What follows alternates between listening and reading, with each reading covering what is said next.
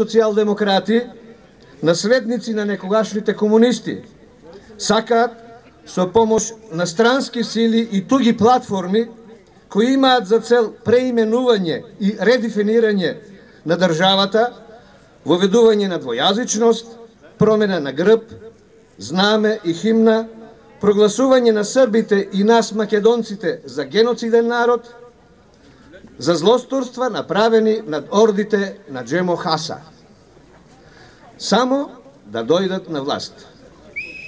На тој начин плукаат на се она за што се изборија нивните претходници.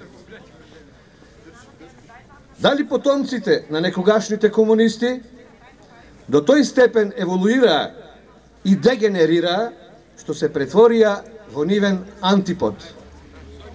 Ако некогаш да се биде левичар значеше да се биде напреден, да се биде комунист значеше да се биде хуман, достоинствен, чесен.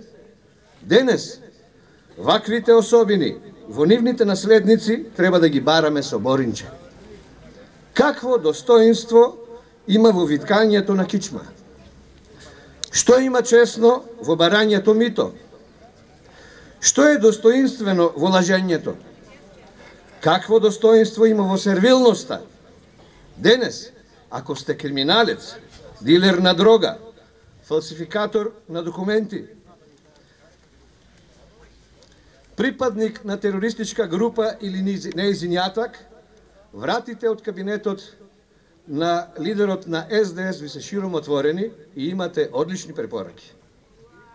Ништо добро не може да ни донесе странска платформа, создадена во било која држава, чии барања ги надминуваат рамките на Уставот на Република Македонија.